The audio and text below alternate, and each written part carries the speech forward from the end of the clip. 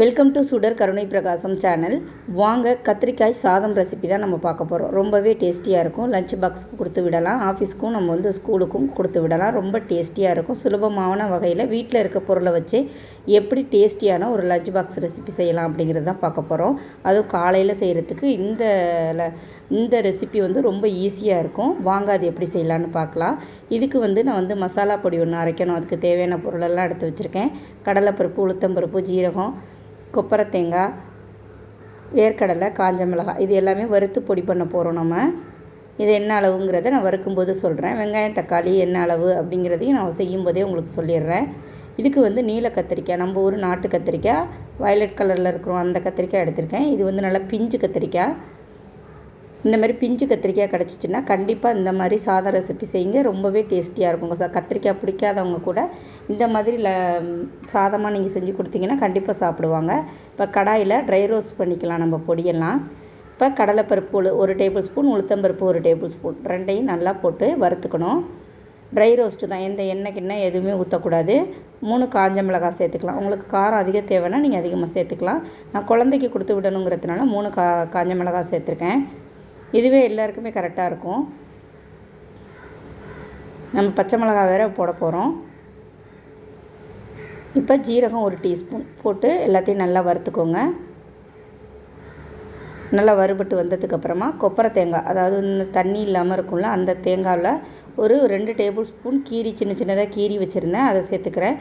இல்லை உங்களுக்கு நார்மல் தேங்காய் தான் இருக்குன்னாலும் அதையும் நல்லா கீரி இந்த மாதிரி சேர்த்துக்கோங்க. நல்லா வதக்கிக்கணும்.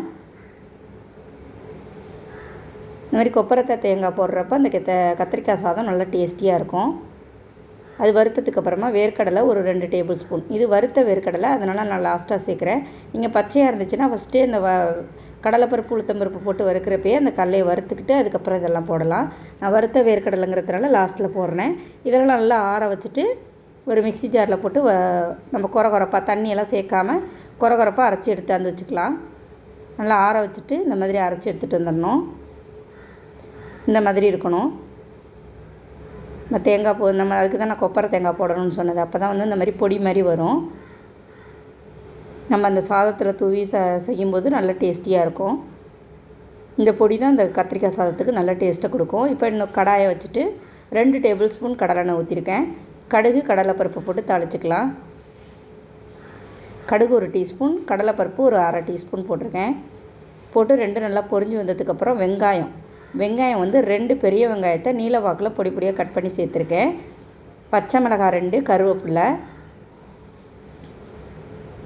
அது போடும்போது வீடியோ ஸ்கிப் ஆகிடுச்சு, சாரி. நீங்கள் போடும்போது 2 பச்சை மிளகாவும் கருவேப்பிலையும் போட்டுட்டு அதுக்கப்புறம் வெங்காயம் சேர்த்துருக்கேன். நான் நல்ல பெரிய சைஸ் பச்சை மிளகாவும் கருவேப்பிலை நல்லா ஒரு கொத்து அளவுக்கு நல்லா பொரிய விட்டுட்டு அதுக்கப்புறம் வெங்காயம் போடுங்க. அந்த கருவேப்பிலை நல்லா பொரிஞ்சிருச்சுன்னா வெங்காயம் சாதம் நல்லாயிருக்கும், எடுத்து சாப்பிடும்போது நல்லாயிருக்கும். நல்லா வதக்கிக்கோங்க. வெங்காயம் நல்லா வதங்கணும். இப்போ டேபிள் சால்ட் இதுக்கு சேர்க்குறேன். ஒரு 1/2 டேபிள் ஸ்பூன் சால்ட்டு சேர்த்துருக்கேன். அப்புறம் பத்தலைன்னா நம்ம சேர்த்துக்கலாம். இப்போ எல்லாத்தையும் நல்லா வதக்கிக்கோங்க. இந்த மாதிரி நல்லா வதங்கணும். வெங்காயம் நல்லா வதங்கினதுக்கப்புறமா நம்ம தக்காளி சேர்க்கலாம், கத்திரிக்காயெல்லாம் சேர்க்கலாம்.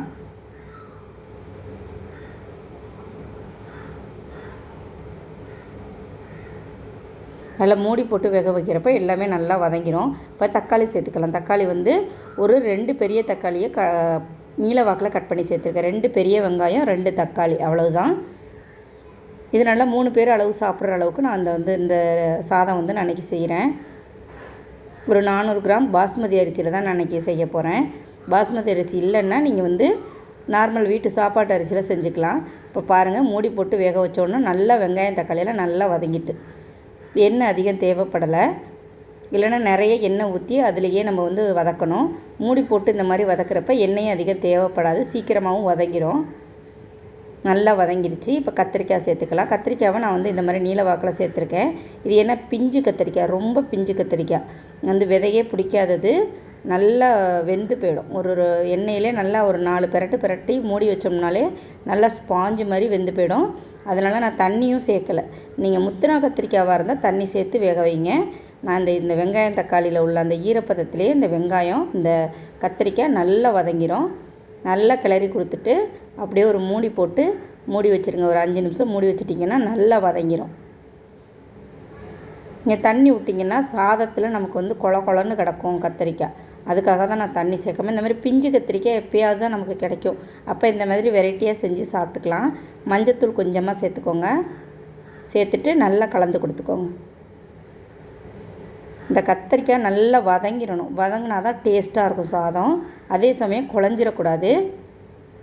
கத்திரிக்காவை பல வகையில் செய்யலாம். கத்திரிக்காய் பிரியாணி செய்யலாம், கத்திரிக்காய் பாத்து செய்யலாம்.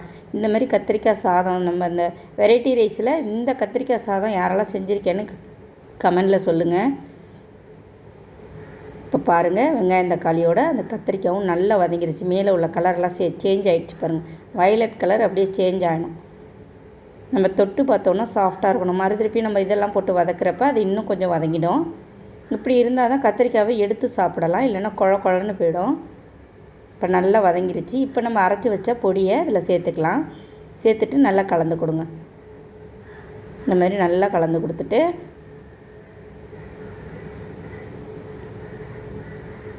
பாருங்கள், நான் கத்திரிக்காய் எடுத்து காட்டுறேன் பாருங்கள். நல்லா வெந்துட்டு பார்த்திங்களா? இந்த மாதிரி இருக்கணும். கையில் சூடு தாங்களா தான் உடனே போட்டுட்டேன் நான். அப்படி எடுத்து அதுக்குனோன்னா அப்படி இப்போ வெந்திருக்கணும். இப்போ நான் உதிராக பாஸ்மதி ரைஸு வடித்து வச்சுருந்தேன், அதை சேர்த்துக்கிறேன். இல்லை பாஸ்மதி ரைஸ் இல்லை அப்படிங்கிறப்ப நீங்கள் வந்து நார்மல் ரைஸு சாப்பாட்டு அரிசியை சேர்த்துக்கலாம். ஆனால் இந்த சாதம் வந்து இப்போ பாஸ்மதி ரைஸில் செய்கிறப்ப நல்லாயிருக்கும். வெரைட்டி ரைஸ் எல்லாம் நம்ம கொஞ்சம் ரிச்சான ரைஸில் செய்யும்போது நல்லா சாப்பிட்றதுக்கு நல்லாயிருக்கும். இப்போ நல்லா கலந்து கொடுத்துருங்க. அந்த கத்திரிக்காய் மசாலாவோட நீங்கள் சாதத்தையும் நல்லா கலந்து கொடுத்துருங்க. சாதத்தை உடச்சிடாமல் கொஞ்சம் நான் வந்து பதமாக தான் சாதம் வடிப்பேன் எப்போதுமே. பாஸ்மதி ரைஸ் ரொம்ப வரையாக வடித்தோன்னா மத்தியானம் சாப்பிட்றப்ப குழந்தைங்களுக்கு அப்படியே சாப்பிட முடியாது, சாஃப்டாக இருக்காது. அதனால் கொஞ்சம் பதமாக சாதத்தை வடித்ததுனால கொஞ்சம் இதாக இருக்குது. மற்றபடி சாதம் எல்லாமே நல்லா கத்திரிக்காயெல்லாம் வெந்து சாதத்தோடு நல்லா கலந்து வந்துருச்சு பாருங்கள். மத்தியானம் டிஃபன் பாக்ஸை திறக்கிறப்ப கண்டிப்பாக டேஸ்டியாக இருக்கும். இப்போ கொஞ்சமாக கொத்தமல்லி தழை தூவி இறக்க வேண்டியது தான். அவ்வளோதான், சிம்பிள் கத்திரிக்காய் சாதம் தான் இது. அந்த ஒரு பொடி வகையை மட்டும் அரைச்சி நீங்கள் ரெடியாக டப்பாலெல்லாம் வச்சுட்டிங்கன்னா ஃப்ரிட்ஜில் டக்குன்னு கத்திரிக்காய் வெங்காயம் தக்காளி அரிஞ்சு போட்டு காலையில் எழுந்திரிச்சோடனே லஞ்ச் பாக்ஸுக்கு நீங்கள் கட்டி முடிச்சிடலாம். இதுக்கு ஒரு அப்பளம் இல்லை வறுவல் ஏதாவது ஒன்று செஞ்சுக்கலாம். ஈஸியாக முடிஞ்சிடும். மத்தியானம் லஞ்சே முடிஞ்சிடும். சுலபமாக இருக்கும் இந்த கத்திரிக்காய் சாதம். செஞ்சு சாப்பிட்டு பாருங்கள். ரொம்ப நல்லது கத்திரிக்காவை இந்த மாதிரி விதவிதமாக நம்ம செஞ்சு சாப்பிடலாம்.